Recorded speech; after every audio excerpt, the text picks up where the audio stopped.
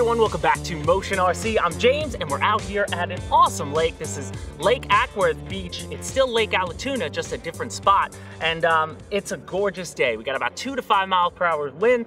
Perfect day to bring out your sailboat. Water is nice and glassy, but we've got the Sportsail here, the all-white Sportsail, which has been an awesome boat. The few times we've taken it out and run it, but now for this video, the idea, we're gonna take it out for about 5 minutes, 6 minutes, and what we did with the quick fire video and this video, we're gonna show this graphic. If you've never sailed before, like I haven't, I'm not much of a sailor, this graphic really helped me out. It's a very simple graphic, but it just shows you, obviously, where you want your sails to be, variable in variation to the wind. So if the wind's coming at you, you can't sail directly into the wind. You want to be at different angles. They call that close hauled. And then there's reach and there's running. And that's basically how we're going to work this video. So right now we got the wind coming out of the east, which is that way, south behind me. So I'll probably be heading in that direction for the most part. But the idea is just to show you how awesome it is when you catch the groove of the wind in perfect balance with your sails and your sailboat, you have a fun time. And I can only imagine if I had 2, 3, 5 guys out here doing more sailing together, how much fun it would be racing. But let me show you real quick with the Sportsail, some things you want to do when you get it to set it up before you go sail. So I had it in what I call storage mode. Basically, I have everything loose. I don't have any of my riggings taut because when you're storing it, there's no reason to keep it taut. So I turn on the transmitter, then I flip the switch inside, and you'll see what I do is I check my winch, make sure it's going, then I will bring it down. And you just want to check your tension on your mast, and it looks like I have pretty good tension there. But now I also want to bring these little tighteners. That'll tighten the top mast, and there's 3 of them on the Sportsail, 1 on each side. I want to make sure these are all nice and taut before I go and sail. So that looks pretty good to me. I could check it in the wind. Nothing's moving as the wind is hitting it right now. And the only way my booms are going to move is when I ask it to. And then disregard the Velcro on top. We had a run cam on it, so that's the only reason we have that there, but that should not affect us there. And again, the cover for this one is magnetically sealed. And now I can check my rudder steering, and we've got rudder, and I believe, now that's high rate. I'll probably keep this one on high rate as we move around, but we'll check that when we go. So that's basically how you do it. She's ready to be dropped in the water, and we could go sailing. All right, guys, we got the Sportsail on the water, as you can see. Wind is coming from the east, so if you're looking at my camera, that's to your left, and if you're on Alex's camera, that's gonna be to your right. And Alex is south, I'm north on the lake, and again, the wind coming out of the east, so we are close hauled, and she is grooving. I've got barely any, I barely have the winch servo open on my mast, and I'm letting the wind direct where I want my sailboat to go.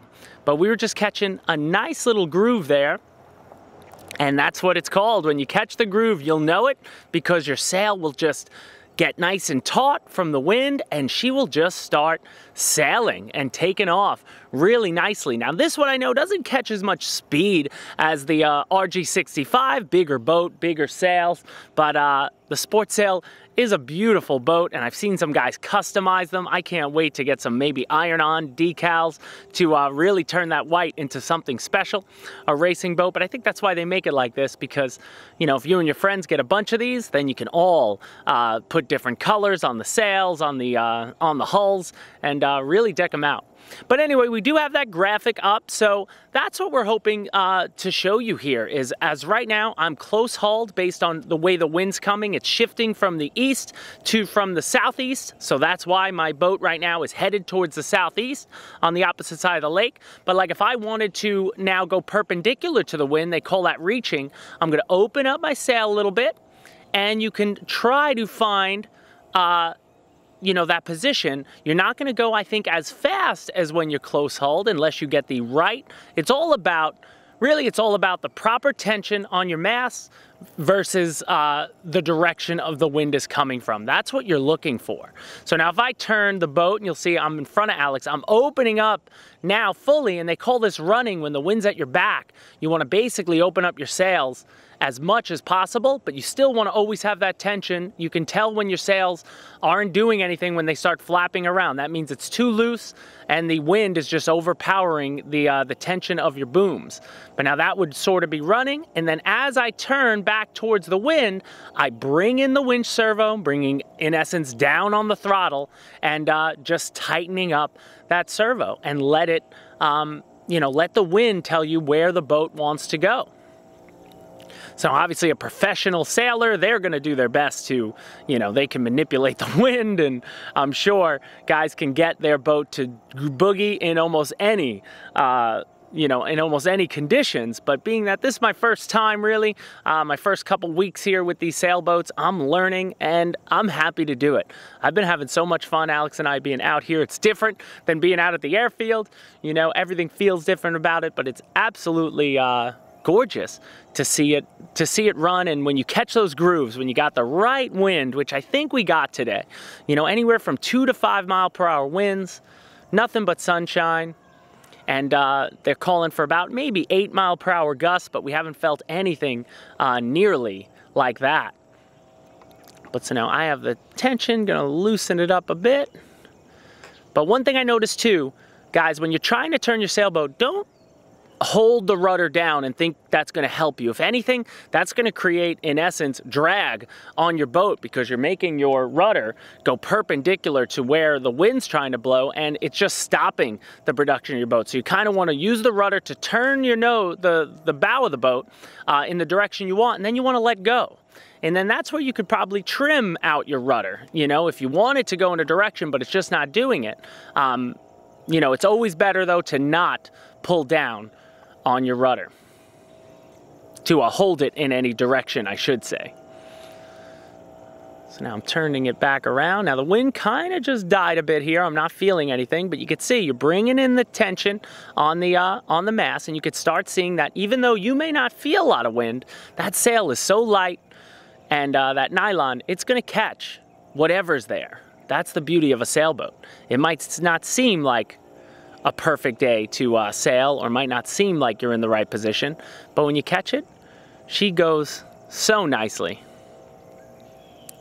And I'm sailing pretty far away. I mean, Alex and I probably got a football field's length at least between us on these cameras. I don't know if the camera can, really capture that, but it's at least over a football field from where he is. Like, I definitely couldn't throw a football to him out there right now, but she can go.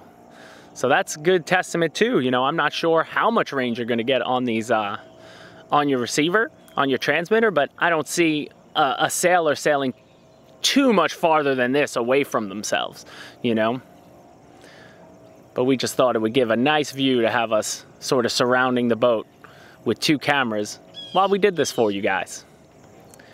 So guys, while I'm sailing here, I do want to say, any questions, any comments you have on sailboats, any sailors out there, if you didn't know these exist and you just found our channel, we hope to expand our lineup of all ships. Our Bancroft brand is brand new to us.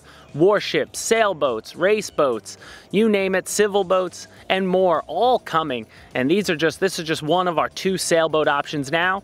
But let us know what you want to see. Let me know what I'm doing wrong, what I could do better. I feel like, again, I could set it up to the point where she'll catch the wind and she'll sail, but am I a perfect sailor? By no means. Is my terminology perfect? No, not at all. But it doesn't need to be for any beginner. So hopefully I'm representative of a beginner sailor. I love all things RC, and it's exciting. This is my first experience ever with a sailboat, and I truly enjoy it.